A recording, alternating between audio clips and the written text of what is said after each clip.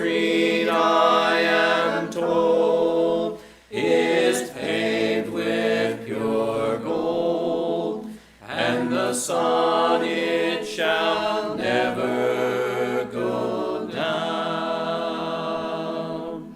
There are evergreen trees that blow in the breeze, and their fruitage is brighter than gold.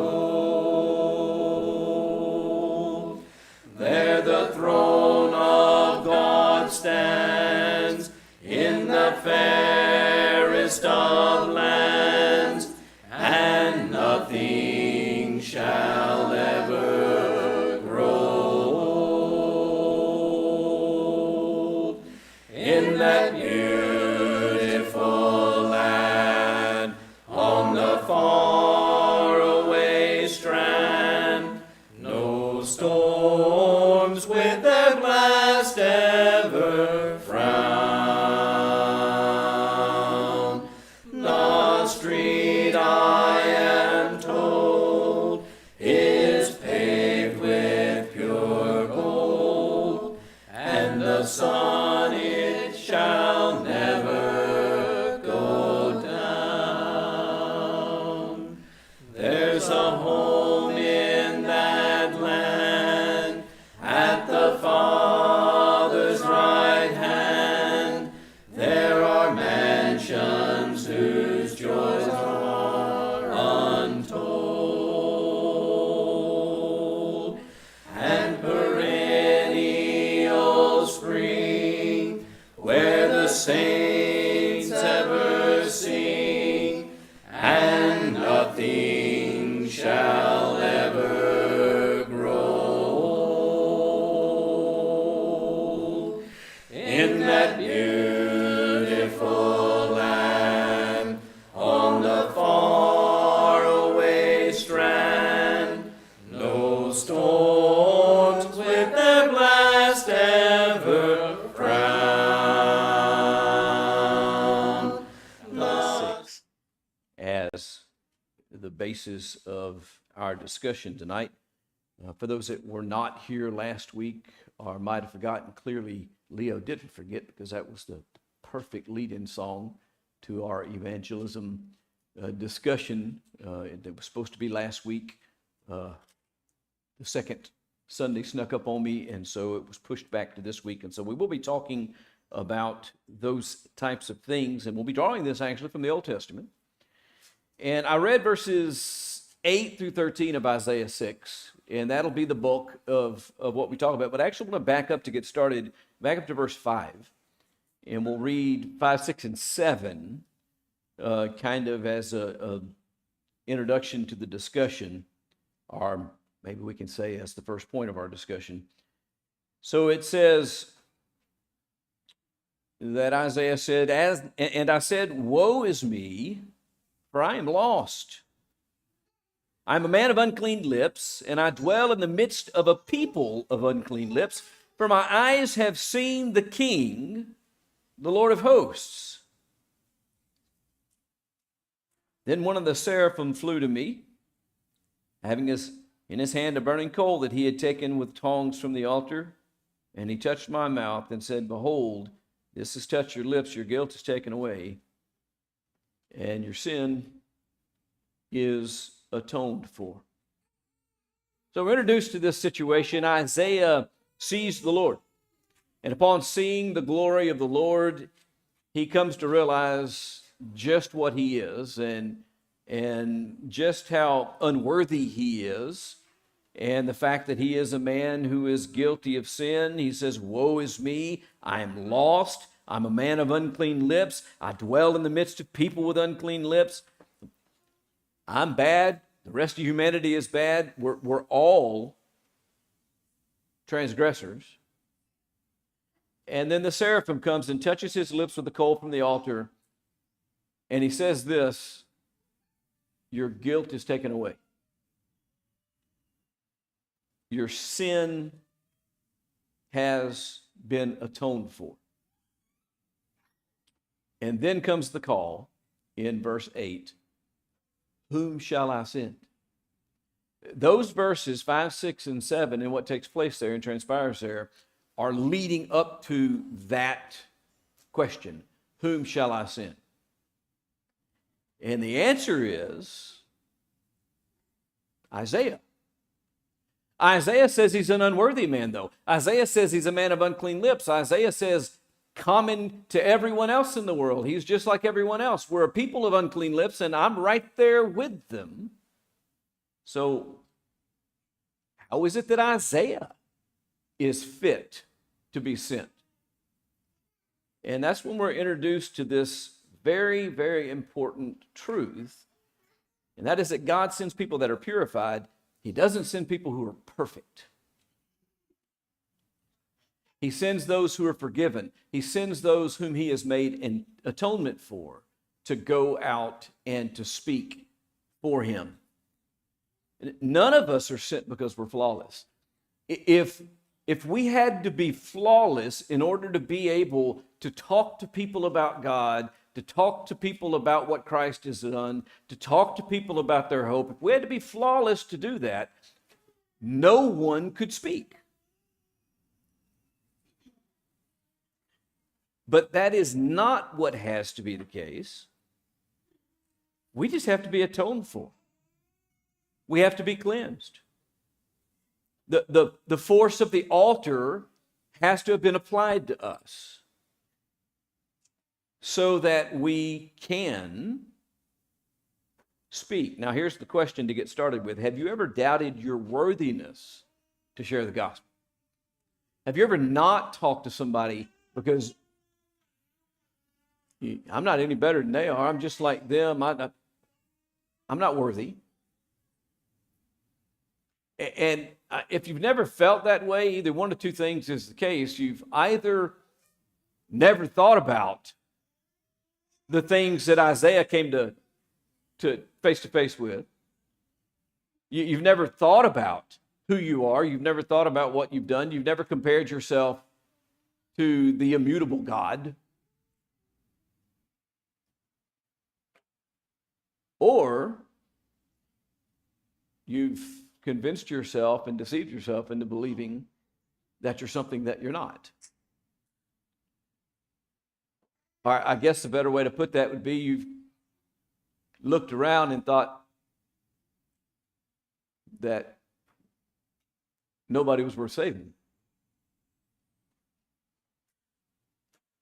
If you've given any thought to who God is, and you've given any thought to yourself, and you've given any thought to the need for your fellow man, I'm convinced there is a time and place at some point in time that you ask yourself,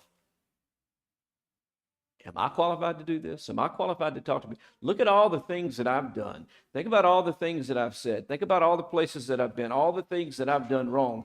What makes me think?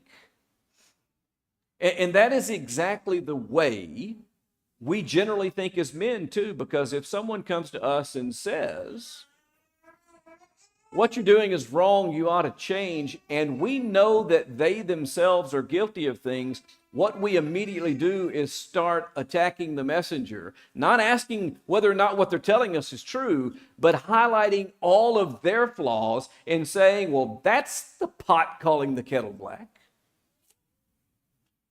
Who do you think you are to come tell me what I should do? Well, look at all of these things that you're doing that are wrong. That's how we think. And that's what we do. And so we got to ask ourselves that question first, is have I ever doubted myself and thought I was not fit? I can tell you, I've been in that place many times. One of the biggest ones, not long after I moved to Lindale. I was 25, 26, somewhere in that neighborhood. I don't remember. We had just had a baby. Michael was 3 months old.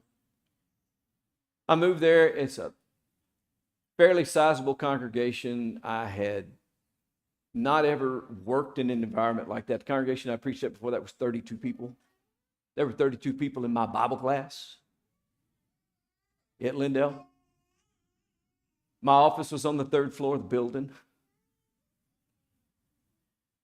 And I was going to work one morning, and I started up the steps, and I actually thought to myself,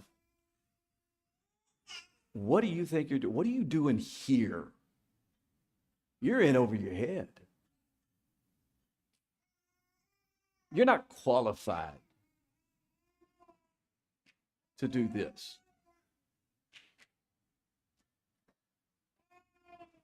And I suspect that there's a lot of us, if we give thought to these things and we take at least any of this seriously, that we are there. And these verses 5 through 8 of this text are simply explaining to us that the person being sent by God doesn't have to be perfect. They have to be forgiven. They don't have to be without sin. They have to be atoned for. Their lips don't have to have never uttered something false. Their lips need to be cleansed so that they now speak truth. And that's all that has to be the case. That's it. You ever notice that there are no qualifications in the Bible for the evangelist? I can turn to you a section of Scripture. We just got finished studying it for what? I don't know, 8 weeks. They talk about the character and qualities that needs to be present in someone who serves as an overseer. I can find you similar passages that talk about the characteristics that need to be present in someone who fills the role as a deacon. I can even find you verses that tell you the quality and characteristics that must be present if you are a widow who is to be placed upon the role and cared for by the church. There's age requirements and situation requirements and all kinds of things to qualify someone to be a recipient of the benevolence of the church in that way. But it says nothing about the things that must be present in someone who preaches. You know, it must be the case of someone who preaches. It must be someone who is forgiven and someone who is willing. And that's exactly what you see. You see this man recognizing his guilt, being cleansed by God, and then saying, "Here I am, send me." He becomes willing to speak to others. He becomes willing to share what he has learned. He becomes willing to volunteer to do these things. And the assignment is clear enough. The outcome's not very encouraging, though. Let's go back to our text. Look with me at verses, well, I'll just back up to verse 8. We're going to be concentrating on verses 9 and 10 in this section. I heard the voice of the Lord saying, "Whom shall I send, and who will go for us?" Then I said, "Here I am, send me." Okay, so here's Isaiah. Isaiah realizing that he has been atoned for, realizing that his lips have been clean, realizing that he's okay to speak. He says, "I'll go." And what's the next thing the text says? And he said, "Go and say to this people, keep on hearing, but do not understand. Keep on seeing, but do not perceive. Make the heart of this people dull, and their ears heavy, and blind their eyes, lest they see with their eyes and hear with their ears and understand with their hearts and turn and be healed." What a bleak picture. Okay, I'll go talk to them. All right, Isaiah, go out there and tell this people. And this is what's going to happen. You say, keep on hearing, but they don't understand. You say, keep on seeing, but they don't see, they don't perceive. You go out and you preach and deliver my message, but their heart becomes dull. We have big dreams, don't we? We decide one day that we're going to go out and share the gospel with somebody. And again, I can't speak for other people. I can only speak for myself. We we decide how we're going to do it, and we have to play, you know what, this might work. I'm going to go to this place, and I'm going to do this, and I'm going to set it like this, and I'm going to be prepared with this material, and I'm going to share this with people, and I'm going to change people's lives. And you know what Isaiah is told? You go out and talk to these people, and this is what's going to happen. They're not going to listen to you. They're not going to understand what you say, and they're just going to become dull. Not an encouraging message. God foretells the rejection that Isaiah is going to receive. Hearts will be dull, ears will be heavy, eyes will be blind, he says in verse 10. And God doesn't hide from us. And the New Testament doesn't either, by the way. Many will go the path to destruction. Few will take the path that leads to life. It doesn't hide the fact that many are going to refuse to listen, that many are going to refuse to respond. And here's the deal. The assignment is not to win popularity. The assignment is not to attract crowds. The assignment is not to win friends and influence your enemies. The assignment is speak for me. Go out and tell the people what I said. Speak to people, as Paul would say, the whole counsel of what I say. Don't just pick and choose pieces of it. Don't just tell them the stuff that you think they're going to like. Tell them everything. We've been studying in the book of Daniel on Sunday mornings, and we've got to that second vision of King Nebuchadnezzar. And that vision is saying that Nebuchadnezzar is about to be cut down, that he is about to lose his kingdom. And the rest of the message is he's going to lose his mind and he's going to live like an animal. And Daniel is the guy who's got to go in and tell him what God is saying. And he's uncomfortable about it. And he makes it very clear he's uncomfortable about it. He is not comfortable. He would rather not tell Nebuchadnezzar. Nebuchadnezzar says, no, tell me. And so he tells him. And this is not something that Nebuchadnezzar wanted to hear, or Nebuchadnezzar even liked hearing all that much, to be quite frank.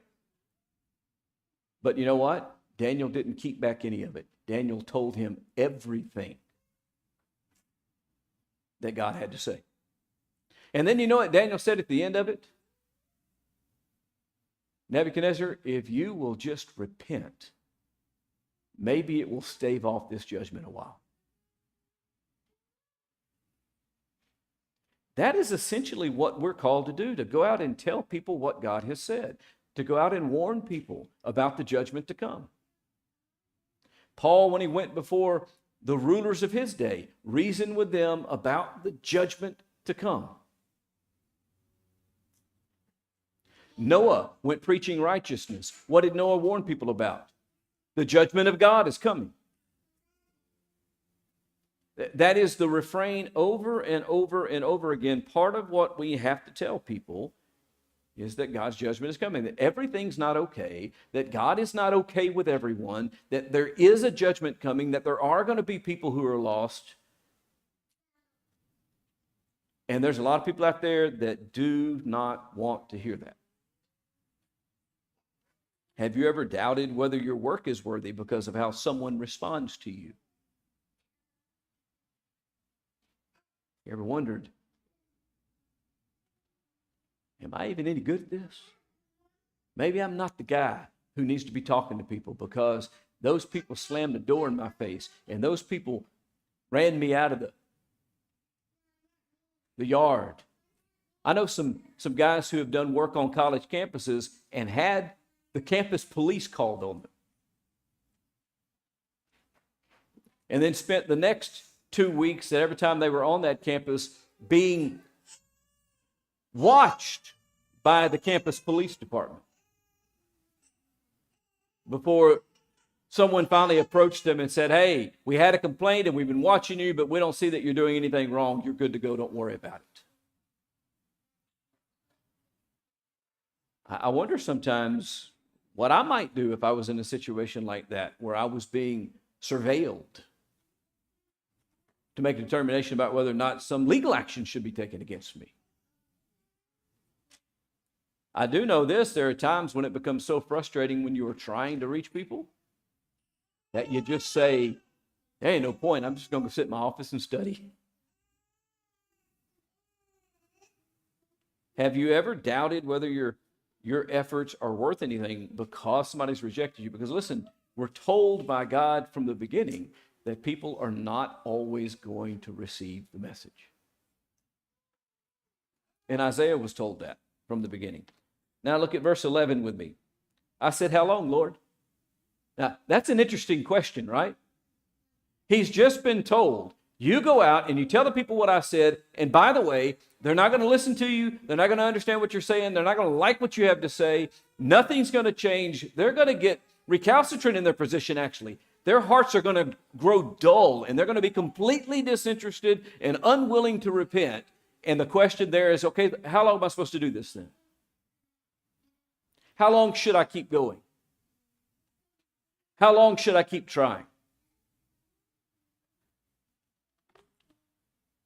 How long, Lord? And he said, until the cities lie waste without inhabitant. How long? Until there's nobody there to talk to. When the cities are gone and there are no people anymore, that's when you can stop. Houses without people. The land is a desolate waste. That's when I want you to stop. I want you to stop when the world is gone. When there isn't a city anymore, when there aren't people living in houses anymore, when there is nobody left, that's how long you go. You need to keep preaching until judgment runs its course. Is that not what Noah did? For 120 years, Noah preached righteousness. And when did he stop? When the rains came and God put him on the ark and shut the door. When the cities were laid waste, when the judgment came. How long should the brethren, how long should Christians, how long should we be talking to people about the things that God has said? Well, until there is nothing left, until God's judgment comes. Faithfulness is not measured by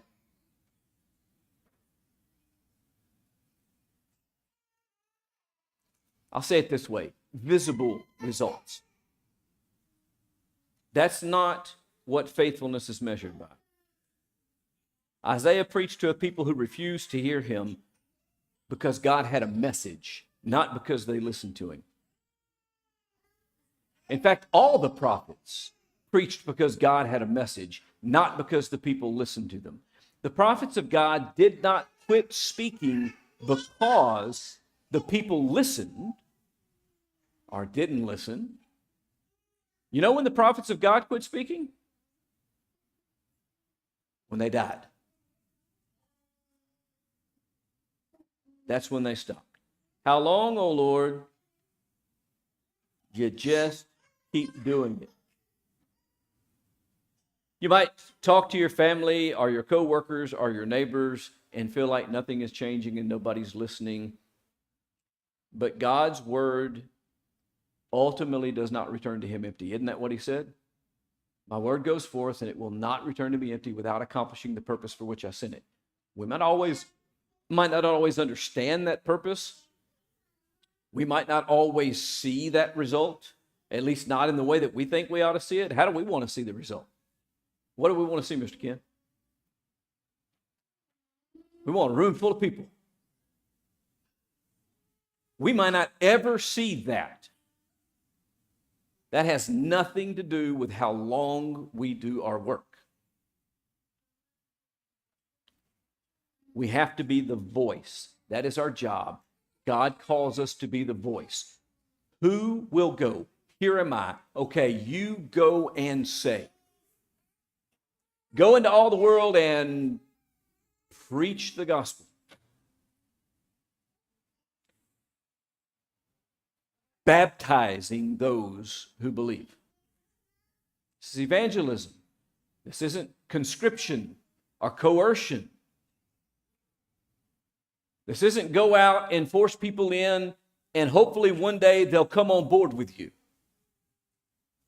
And it will no longer be against their will. It will no longer be because that you're browbeating them or controlling them. Eventually, maybe their heart will turn and they'll really be in it. That's not what he does. He says, go out and preach. For those who believe, help them obey. And continue to work with them and teach them everything that I've commanded. And I'm with you always, even till the end of the age. You do this until judgment. You do this until the time is complete.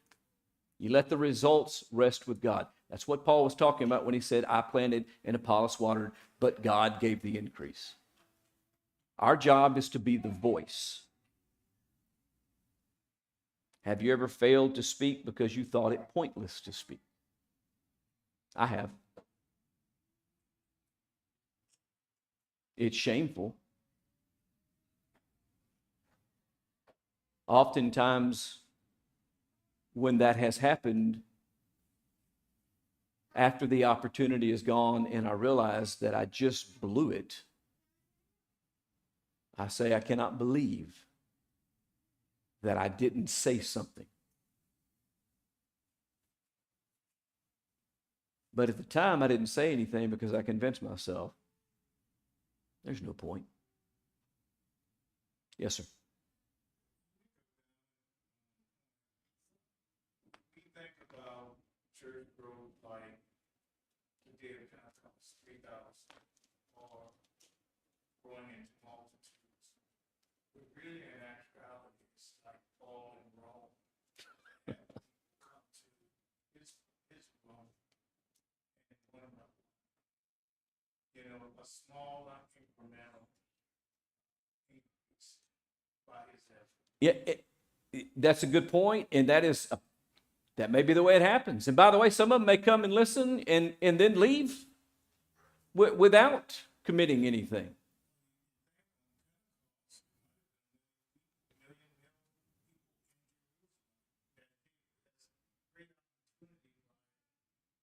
Yeah. We know how many responded. Do we know how many heard? Does it tell us how many heard? And the answer is no. But I'll even go beyond that. And keeping in your initial comment, the way evangelism works today is the story of the Ethiopian eunuch. It's one person talking to one person. And it may be the case, may very well be the case of what happened right here last week. Where on a Tuesday morning, I spoke to someone who lives in a different country, who was baptized into Christ and will be in the United States for another 3 or 4 weeks, none of which will be here. They're heading out in the morning for Iowa. And when they get back from that trip, she'll be going home, and I'll possibly never see her again. Was the will of God done? Yes. Was God glorified?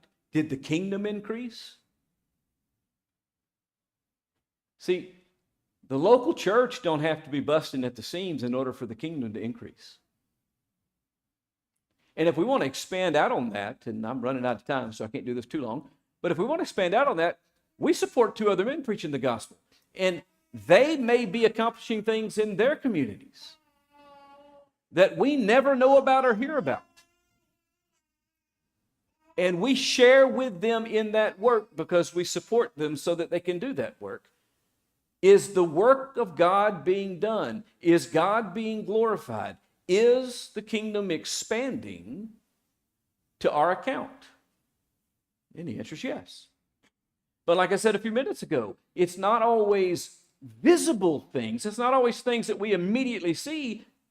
That doesn't mean that God's plan isn't being done.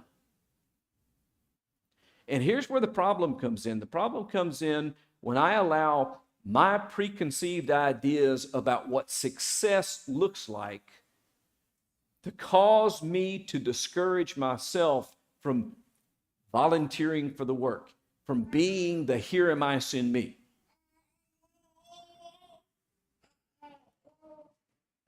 Simply because I think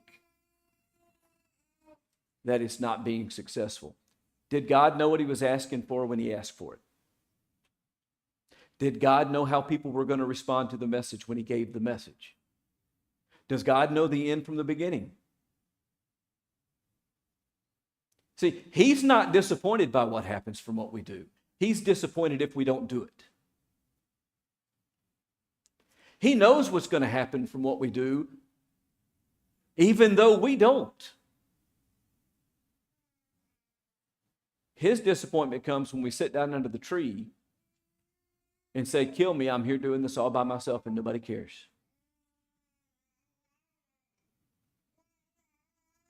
And that's when he says to his prophet, what?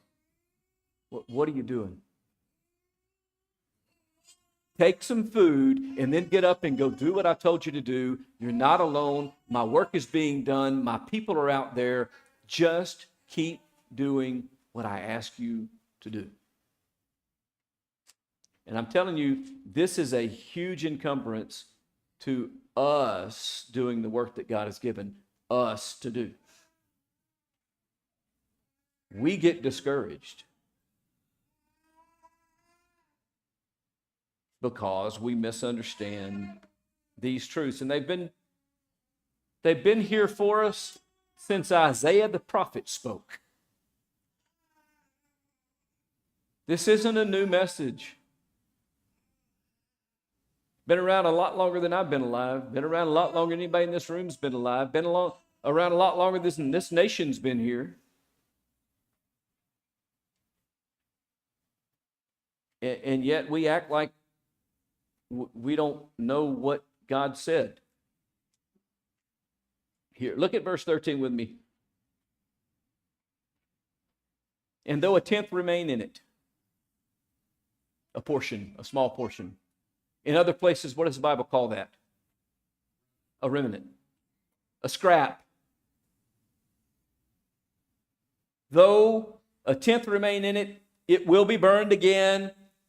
Like a terebinth or an oak, those are trees, like wood. You chop it up and burn it. Whose stump remains when it is felled. You cut the tree down, the stump's there. And he says, despite the fact that the whole forest is cut down and burned, the stump is still there. The holy seed is in the stump. Don't worry that the forest is cut down. Don't worry that the trees are burnt. There's still something there. A tenth will remain. There is this holy root, a future, a promise, buried in what looks like failure. The stump is there, and the root is there. He talks about that in another place too. He talks about what? The root of Jesse. He's identifying who that root is. And that's the person of Christ. God's purposes are never extinguished. They're never done away with. They're never thwarted. I don't care how bad it gets. He says everything's destroyed, but a tenth remains, and so you keep talking, and then it's all going to happen again. It's going to be destroyed again. But still, even after that second, there's still life in the stump. You ever tried to cut a tree down that you didn't want? And it doesn't matter what you do, the stump keeps growing. And you cut it all down again, and you chop it up, and you drill holes in it, and you do all kinds. And more shoots come out of the ground. The life is still there no matter what you do. That's what he's drawing off of that. And saying that is what's going on. God God's purposes are never extinguished. What looks like failure today may in fact be building something for tomorrow. Nebuchadnezzar's downfall was actually working a transformation in Nebuchadnezzar to reestablish him.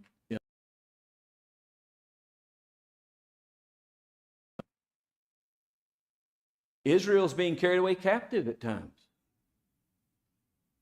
Was riding a ship that was wrong, even though it looked like Israel was going to be destroyed.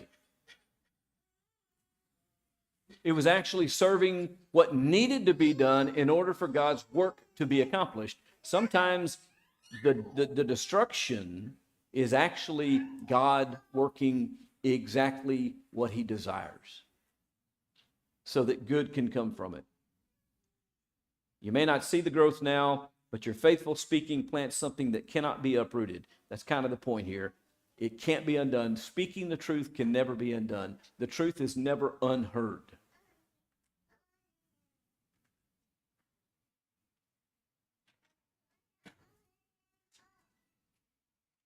The seed is holy. Speak and let God do what only God can do. Have you ever thought that the effort was dead? I've known places that literally just gave up the work. I've known people who just gave up the work, quit attending, quit serving. These are men who served as gospel preachers, who became completely unfaithful and aloof about these things because they thought everything was empty and worthless and destroyed. And they just gave up. Thank goodness I know other people who have left that situation and been revived in new circumstances. But I know far too many of them that just went home and quit. God doesn't ask if we'll be successful. He asks us if we'll go. He doesn't say who will be successful for me. He says, who shall I send? Isaiah didn't say, well, gee, let me ask you a question before I answer whether or not I'll go, Lord. What's the success rate? How successful are we going to be? How many people are going to come? What's the situation going to be? What's the end of this going to? Tell me the success rate and I'll decide whether or not I want to participate with you. That is not Isaiah's response. He didn't ask, well, God, is the people going to believe me? You want me to talk to these people, but are they going to believe me? If they're not going to believe me, what's the point of me even going? He didn't ask that question. He simply said, here I am. Send me. The only thing that changed about him was his awareness that he had been cleansed and atoned for. And he said, I'm here. I'll go speak for you. If you've been forgiven, you're already prepared to speak to people about God. If you've been called out of darkness, you have light to shine. You shouldn't wait to be ready, and you shouldn't wait for your subjects or the people to be ready. Don't wait until you feel persuasive. Well, you know, next week I think I'm going to have all this finally in line, and I think I'm going to have an argument that can't be refuted, and I'll go out and I'm really going to persuade men. Don't wait until you feel like you could be persuasive. God said go. Even when people won't listen to you, he said go. In season and out of season, reprove, rebuke, and exhort with great patience and instruction. That has been the message all along. Why? Because the seed is holy.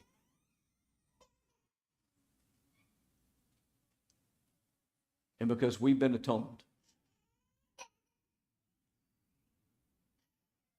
So today, I'll leave this by saying this. Let us each, within ourselves, within our own hearts, as we struggle through this goal to actually do the work that God would have us to do in this community and make a difference. Let's say it again. Here am I. Send me. And ask the question more about if I've been saved, if I'm in Christ, then I'm qualified to speak.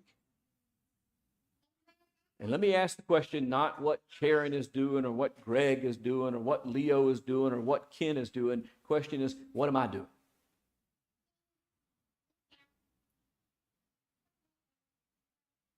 And am I going, and am I sharing, and am I talking to people? Listen, he told us, and we've talked about this in other lessons, that if they don't receive you, then go ahead, go look for somebody else. You don't have to stay there with that same person who doesn't want to hear. But you still go and you still talk and you still share, because there is always that one person who will listen, who does want to hear, who is looking for the way out. And that's the person you can snatch out of the fire.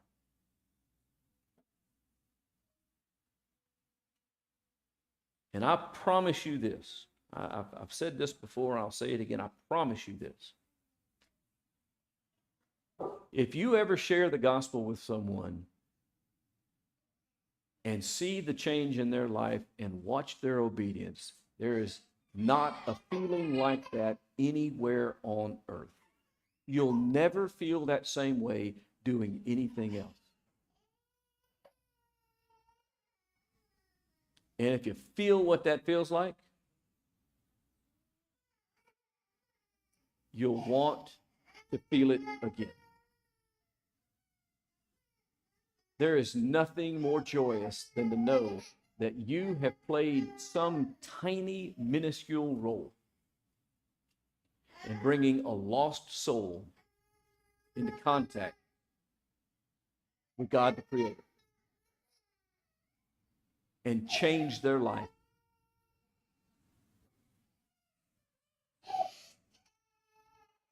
And that